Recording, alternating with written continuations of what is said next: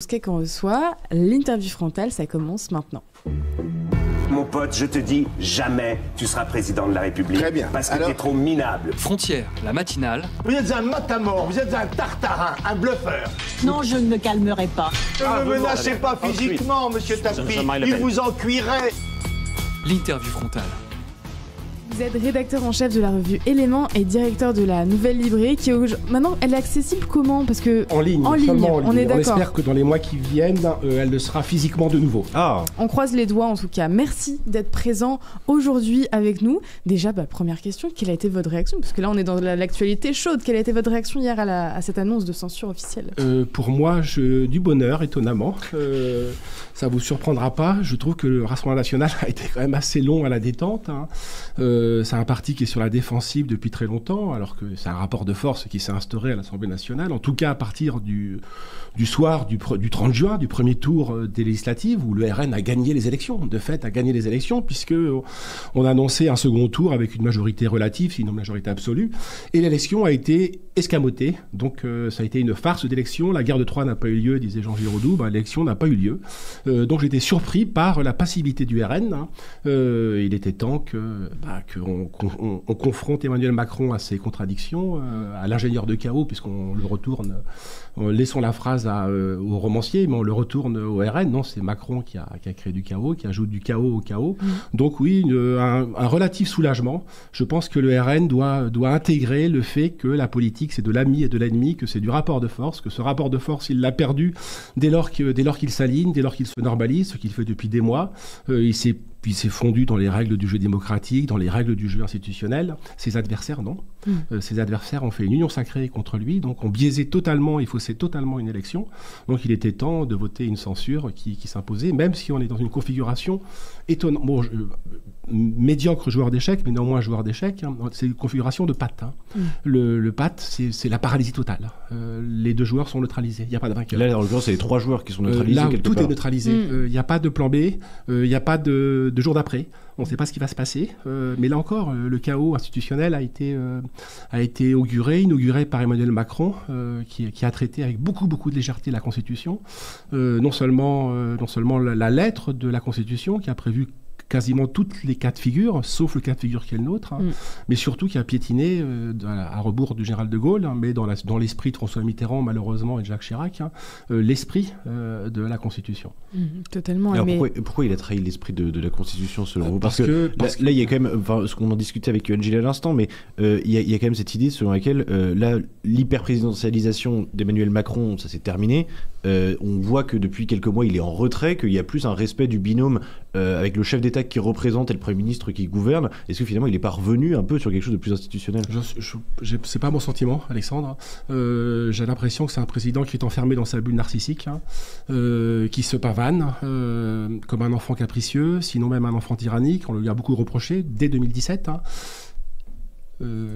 Narcisse en mondovision aux Jeux Olympiques, Narcisse en mondovision à Notre-Dame, quasiment prêt à déclarer une guerre nucléaire contre Poutine, alors qu'il a été mis en minorité aux européennes, il a été pas mis en minorité mais quasi aux législatives. Donc c'est un président, non, je crois qui est toujours omniprésent, omniscient. On est toujours à une configuration d'hyper-présidence et il a un Premier ministre à sa main. Le Barnier n'est jamais que la suite, c'est Jean Castex sans l'accent du Sud-Ouest, c'est Jean-Pierre Raffarin sans les raffarinades, c'est pas des blagues. Vous prenez le gouvernement Barnier, c'est un tiers de LR, les LR font moins de 5% à la présidentielle, les LR sont un micro-parti. Les LR sont en micro-parti. Il y a un tiers de macronistes qui ont été désavoués aux européennes, et puis il y a un tiers d'UDI, de Modem et des socialistes. Donc ce sont des gens qui sont les partis centraux depuis 40 ans, qui ne sont plus au deuxième tour depuis 40 ans, et qui aujourd'hui sont à Matignon. Le jour où Barnier, alors pour moi c'est Hibernatus, c'est pas une formule, mais sorti du village olympique d'Albertville, Barnier. Les Français l'ont pas vu pendant 20 ans. Il est réapparu pour la primaire des LR, où il a été battu. Il a été troisième en l'occurrence. Troisième, mais battu par Pécresse, par Valérie Pécresse, moins de 5%. Donc c'est de la Ligue 2. À l'époque, il était à 17%. Oui, mais c'est la Ligue 2. C'est la Ligue 2. Et pour Pécresse, c'est même du national pour les footeurs. Donc fondamentalement, c'est donc un gouvernement fantoche. Hein. Les anglo-saxons ont les shadows cabinets, enfin les cabinets fantômes, parce que c'est le gouvernement B, c'est des gouvernements de substitution, dans l'opposition. Nous, on a un gouvernement fantoche. Hein. On fait semblant de croire que l'élection n'a pas eu lieu. L'élection a eu lieu. On a un déni de la représentation nationale qui est majeur. Hein. Il ne faut pas s'imaginer qu'il n'y aura pas des ajustements dans le réel. L'ajustement, c'est la crise. On est dans le refoulé en permanence. Hein. On ne veut pas que le RN accède aux portes du pouvoir. Enfin, pardon, aux portes du pouvoir. Il y est aux portes du pouvoir. Mais on ne veut pas que le RN accède au pouvoir. Et on a un syndic de faillite qui gouverne la France, hein, enfin qui gouverne, c'est pour ainsi dire, hein, qui essaie de gouverner la France depuis 40 ans, du PCF au LR. Et quand je dis du PCF au LR, je n'en déplaise à Retailleau, il y a eu des reports de voix LFI vers des candidats LR. Hein. Et je ne veux même pas savoir le PS et au Nouveau Front Populaire avec LFI. Donc il y a une solidarité de blocs programmatiques entre ces partis-là. Donc on a un front commun contre le RN, hein, qui a gagné les élections. Donc on a eu un simulacre d'élection. Donc il n'y a que Barnier, alors j'en ai fini, mais il n'y a que Barnier qui le jour il est à Matignon, il rentre dans le couloir de la mort. Vraiment, c'est le couloir de la mort. Tout le monde le sait. Mais je veux dire, tout le monde le sait. On le sait. Il n'a pas de majorité. Il est soutenu par des Macroniens qui sont minoritaires, des LR qui n'ont été élus grâce au désistement.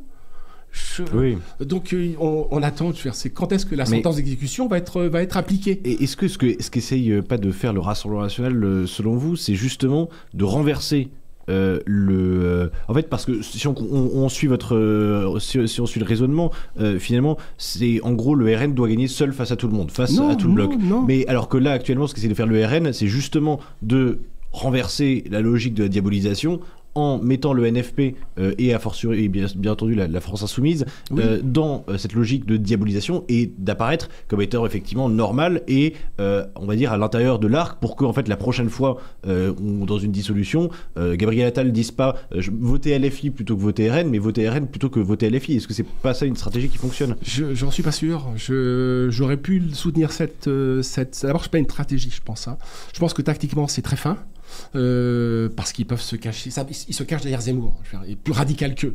Donc c'est très pratique, ça les normalise de fait. Mais je pense que stratégiquement, c'est une erreur qui est majeure, massive pour le RN. Stratégiquement, c'est une erreur massive. Le RN a renoncé à défendre un certain nombre de points qui étaient des lignes maginaux pour lui, au nom de la stratégie de la cravate, de la crédibilisation. Vous pensez à quoi, par exemple, comme point? La stratégie de la cravate, des effets d'annonce. Hein, et puis le fait qu'on accepte un gouvernement qui n'est pas légitime. Le gouvernement Barnier n'est pas légitime. C'est quand même fascinant. Ce sont des gens qui sont ultra minoritaires, qui jouent donc en Ligue 2, qui sont désormais un parti d'élus. Pour moi, un bureau de placement régional, hein, parce qu'ils ont un fonds de grands électeurs qui leur permet de dominer le Sénat et l'Association des maires de France. Hein, parce qu'il y a des effets oui, parce qu'ils ont des élus municipaux en masse et puis les élections élus régionaux. Les renouvellements de l'élection au Sénat fait que c'est partir tous les 3 ans. Donc c'est la traînée de comète d'un parti qui a été au pouvoir et qui n'est plus au pouvoir, qui n'est pas légitime. Je pense que le RN n'a pas intérêt il y a eu un cordon sanitaire. Hein. Le RN pensait qu'il n'y aurait pas de cordon sanitaire. Il y en a eu un, au nom de la stratégie de la cravate. Hein. Le RN a pensé qu'il n'y aurait pas un cordon parlementaire. On les a privés de toutes les présidences et vice-présidences. Hein. Et le RN, surtout, Marine ne peut pas le dire, Le Pen ne peut pas le dire, mais je pense que c'est le phénomène majeur, c'est le cordon judiciaire. Nous, militants identitaires ou patriotes, on alerte ce parti. On est entendu par les Zemmouriens que depuis 4 à 5 ans, l'étau se resserre autour de nous. On a dissous Génération Identitaire. Aucune réaction du Rassemblement national, parce que c'est Génération Identitaire, c'est 2000 militants. Nous, on pèse 11 millions aux législatives, 13 millions présidentielles. On est intouchables. Voilà. Eh bien non, ils ne sont pas intouchables. Le parquet national a dit que Marine peut être inéligible. C'est quand même un événement majeur. C'est du niveau de Trump. C'est-à-dire que l'appareil profond, l'appareil médiatique, culturel, judiciaire, est prêt. Ils ont débranché Génération Identitaire, ils ont débranché C8, hein, et ils veulent débrancher Marine Le Pen. Et quand est-ce qu'elle va comprendre, quand est-ce que le RN va comprendre qu'elle a face à elle un adversaire qui est prêt à toutes les solutions? Même à l'escamotage démocratique. Mais quelque part, il y a quand même... Moi, je regarde, jette quand même un œil souvent aux sondages, et puis on en discute pas mal avec certains analystes et politologues. Il y a quand même le fait qu'aujourd'hui, mine de rien, la stratégie de normalisation et de la cravate du... D'ailleurs, je sais pas ce que t'as contre les cravates. Non, la stratégie de la cravate du RN, finalement, ça fonctionne quand même dans une certaine mesure où aujourd'hui, les Français ont plus peur d'un parti comme LFI, ont plus peur de certains leaders comme Mélenchon, Panot, etc., que de Marine Le Pen ou que de Jordan Bardella, qui ont quand même des images ils sont toujours premier, deuxième, troisième. En fait, Marine Le Pen et Jordan Bardella sont grosso modo toujours tous les deux dans le top 3 des personnalités préférées des Français. C'est-à-dire qu'il y a un plafond de verre, bien sûr, mais ils sont toujours autour de 38-40%, etc. Pareil, le RN est devenu le parti préféré des Français, et de loin, je crois qu'ils mettent 5 points aux écologistes, quelque chose comme ça. Dans le fond, ça a quand même pas mal fonctionné. La question, c'est après les 10 derniers pourcents, mais le fait est que bien sûr qu'il y a un système qui évidemment qui est composé de nombreux hauts fonctionnaires, de magistrats qui sont ouvertement à gauche. Bien sûr que l'Arcom, évidemment que c'est une institution qui est politique, ça, il n'y a pas de débat là-dessus. On est tout à fait d'accord. Mais le fait est que moi je parle électoral, j'en vais dire sur le plan électoral, sur le plan du finalement pour la conquête du pouvoir. Est-ce que finalement ils n'ont pas eu raison de pas avoir la stratégie des LFI de l'opposition frontale. Par exemple, là, ce que je disais, c'est que entre les lignes, c'est qu'en fait, ils auraient presque dû voter la motion de censure avec le NFP il y a 3 mois. Sur le gouvernement Barnier, parce que le gouvernement Barnier était illégitime, mais le fait est qu'actuellement ils apparaissent comme étant bien moins dans la bordélisation du pays aussi, et visiblement ça fonctionne auprès des Français. La bordélisation, pour reprendre votre terme, elle a été instaurée par Macron. En réalité, elle est antérieure, on n'a pas le temps d'en faire une généalogie, mais elle est très antérieure. On est confronté à une représentation nationale qui est mécaniquement bafouée. Donc la crise, c'est pas une crise de régime, c'est une crise politique. Maintenant, c'est une crise de régime parce qu'on est dans une situation, ce que je disais, où je d'échecs en pâte, c'est-à-dire que tout est paralysé, tout est neutralisé. Sur cette stratégie de la cravate, je l'ai défendu sous réserve que c'est quand même de la tactique. C'est pas de la stratégie. On peut pas faire une stratégie là-dessus. Ça a fonctionné, oui et non. Si je m'en tiens aux sondages après le 7 octobre, les sondages étaient sanctionnés massivement. C'était la NUPES à l'époque et LFI. Massivement, il y avait un nombre de couvertures de presse, Le Point, contre oui, Mélenchon. Bien sûr, il y avait tout le centre, bien sûr. Mais à la fin des fins, au jour J, c'est-à-dire au lendemain du premier tour de législative, quand il est apparu clairement que le RN aurait une majorité, peut-être relative, mais aurait une majorité, là tout d'un coup, le pays, je ne vais pas dire le pays légal, mais le pays institutionnel, le pays médiatique, a fait bloc. C'est vraiment l'union sacrée a fait bloc contre ce parti. Ce parti pose un problème. C'est un parti d'outsiders. Face à eux, on a les insiders, ce que j'appelle le syndic de faillite. Depuis 40 ans, on a un syndic de faillite qui va de l'extrême gauche à la droite républicaine. Les LR, j'y peux rien. Je veux dire, les LR ont beau dire qu'ils ne veulent ni LFI ni RN, ils ne veulent pas du RN. À un moment donné, le RN, moi je ne suis pas au RN. Donc je peux en parler librement. Mais j'ai quand même l'impression que c'est le dîner de cons. On me prend pour un con, que je suis viré dans le dîner de con. C'est qu'ils se moquent de moi. Ils veulent mes voix, mais ils veulent pas de moi. Donc à un moment donné, il faut que ce parti, s'il veut accéder au pouvoir, c'est un parti central qui a fait l'erreur, à mon sens, Marine Le Pen a fait l'erreur de considérer qu'elle était trop grande pour chuter, too big to fail, pour reprendre la formule des entreprises pendant la crise de 2008-2009. Enfin, peu importe. Non, elle n'est pas si puissante que ça, elle peut tomber. L'appareil profond peut la faire tomber. Donc, à un moment donné, d'abord, il faut devancer le péril. Je crois que la réquisition, le jugement pour Marine Le Pen va tomber en mars de l'année prochaine. C'est ça, exactement, fin mars, il me semble. Il y a un couperet colossal sur le RN, en tout cas sa chefesse, et un chef c'est pour cheffer, disait son père. Donc il ne pouvait pas indéfiniment repousser le moment de la crise frontale. Donc la crise frontale est enfin arrivée. Là, on est face à une situation dans laquelle, effectivement, il est possible que dans 4 mois, on apprenne à peu près, que Marine Le Pen est inéligible, qu'elle ne pourra pas se présenter à la présidentielle de 2027, ce qui serait évidemment un scandale monumental là-dessus. On a déjà parlé longuement durant ces matinales, surtout pour une telle affaire. Enfin bref, on va pas refaire toute la généalogie de tout ça. Mais il y a la question évidemment qui se pose et qui est quand même un grand tabou aujourd'hui, même dans les médias d'ailleurs, c'est la question de la succession aussi.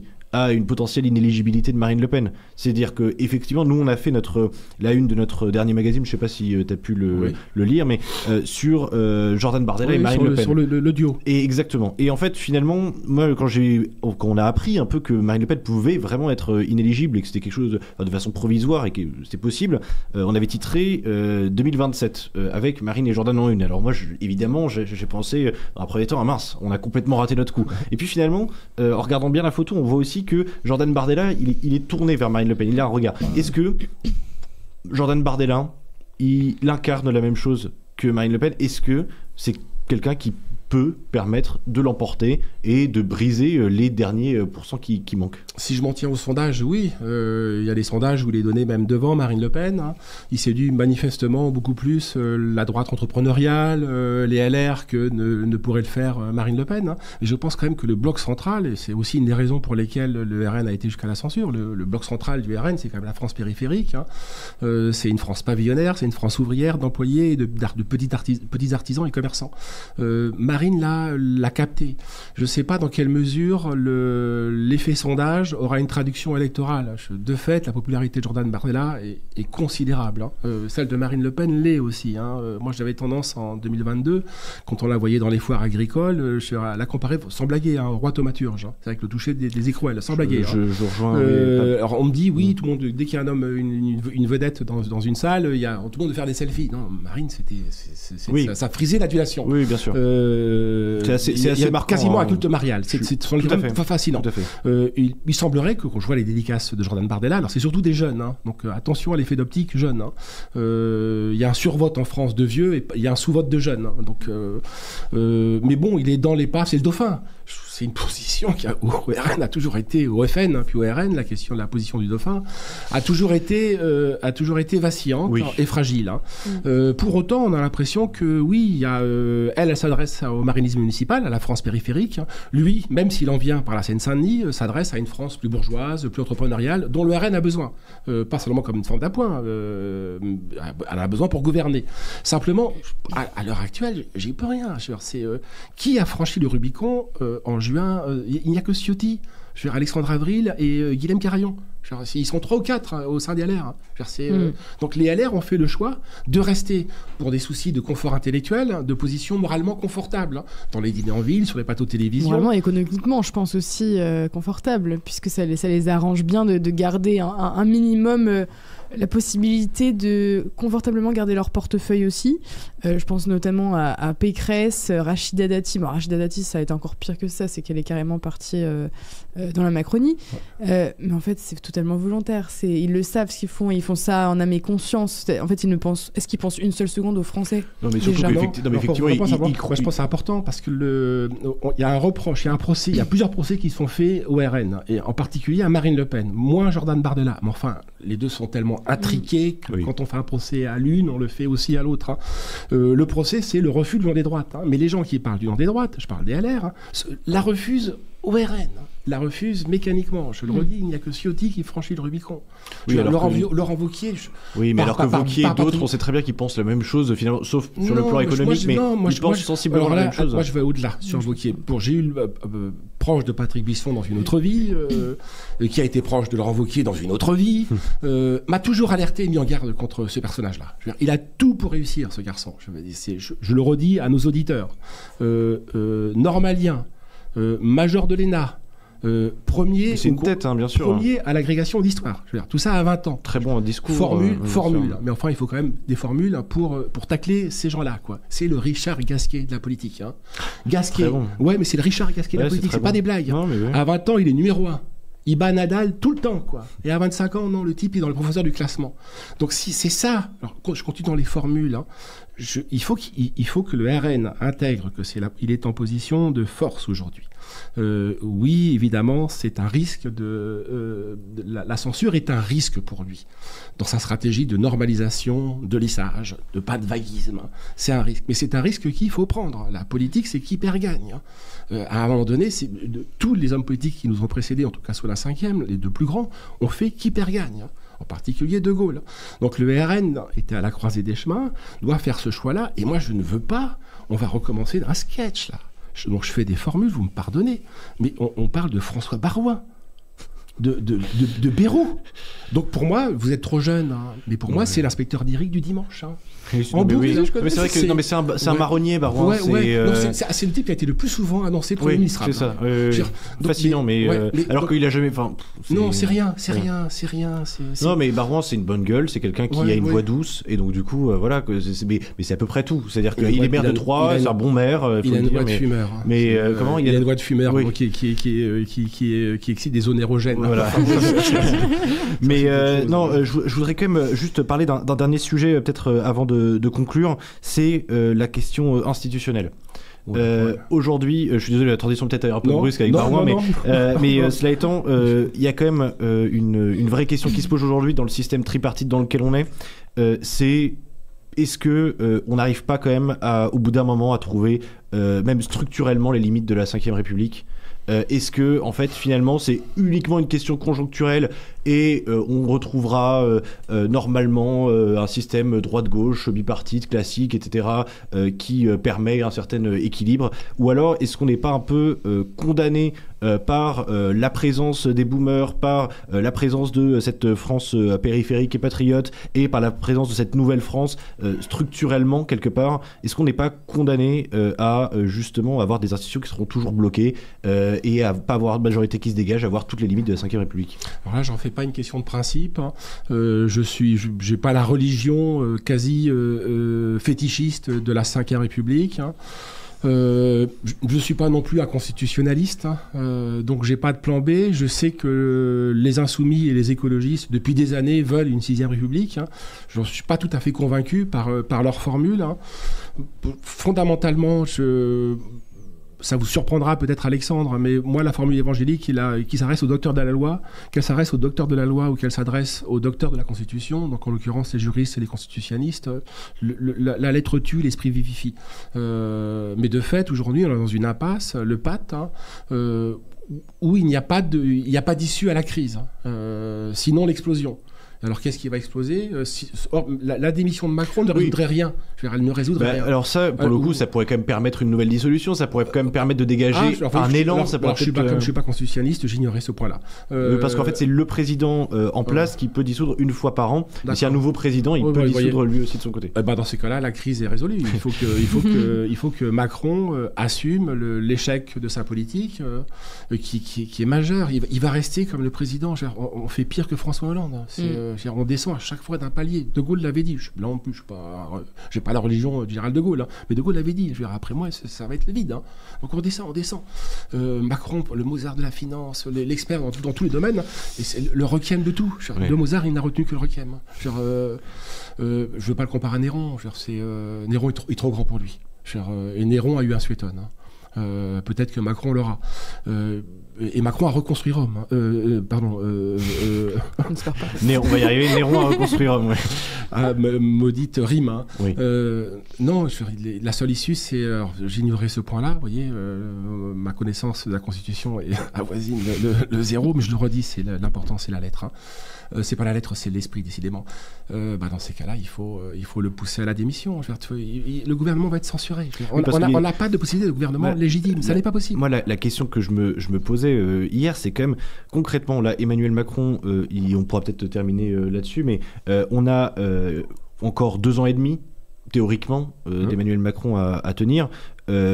Qu'est-ce qu'il va pouvoir faire, même pour lui? C'est-à-dire qu'en fait, même pour lui, c'est-à-dire qu'on sait, vous disiez que tout à l'heure qu'effectivement c'est un narcisse, que en fait c'est quelqu'un qui est particulièrement attaché à l'apparat, à son ego, etc. Mais concrètement, s'il veut laisser un peu d'héritage, s'il veut laisser quelque chose, est-ce qu'il peut rester? Alors c'est ce que disait Alexandre Devecchio hier, ce qui n'était pas inintéressant du tout, c'est-à-dire que en fait les Jeux Olympiques se sont bien passés, il a reconstruit Notre-Dame de Paris. Est-ce que c'est pas le moment de finir, certes sur un échec politique, mais avec un peu de classe, on va dire, sur le plan des deux grands événements, de grands chantiers, on va dire, de son deuxième mandat. Est-ce que c'est pas le moment justement de terminer là et puis de partir dans la superbe, quoi? N'étant pas Nostradamus, incapable de vous répondre, n'étant pas à sa place, incapable de vous répondre, les éléments qui nous envoient, les signaux qui nous envoient depuis quelques mois, c'est je reste. Hein. Oui. Il le dit aussi. Parce qu'il est enfermé dans une forme de déni généralisé, mais il n'est pas le seul, je redis, enfermé dans son son déni généralisé. C'est le système qui est enfermé dans un déni généralisé. Le déni du vote démocratique en faveur du RN, d'une majorité absolue ou relative. Hein. Donc tout indique qu'il n'en prend pas le chemin. Je regardais ce matin le voyage en Arabie Saoudite avec Jack Lang, sauf faire de ma part. Mais quel enfer. Non, mais c'est horrible à voir. C'est surréaliste. Hein. Oui. Donc non, à tout indique qu'il va s'accrocher, un nouveau Premier ministre qui sera de nouveau censuré, et on va ajouter du chaos, ce qu'on fait depuis des mois. Peut-être une dissolution, et puis c'est reparti pour un tour, quoi. Enfin bon, c'est vrai qu'on va essayer de suivre tout ça, parce que c'est vrai que c'est difficile de vraiment pouvoir tout tenir. Nous, on essaie de faire le maximum d'articles pour expliquer justement à nos auditeurs la situation, mais en réalité, elle est quand même très compliquée. Oui, enfin, voilà, ce que vous Louise, pour nous, c'est quand même nous, journalistes, hein, et vous, journalistes jeunes, hein, c'est quand même, c'est plus qu'une séquence, c'est une déliquescence, hein, mais ou une délit... enfin peu importe, hein, mais enfin politiquement c'est très riche, hein. Oui. Et fondamentalement il n'y a pas d'autre solution pour sortir de cette France Potemkin. C'est une France, la dette, c'est un village Potemkin, la démocratie c'est une démocratie Potemkin, les partis centraux sont des partis Potemkin.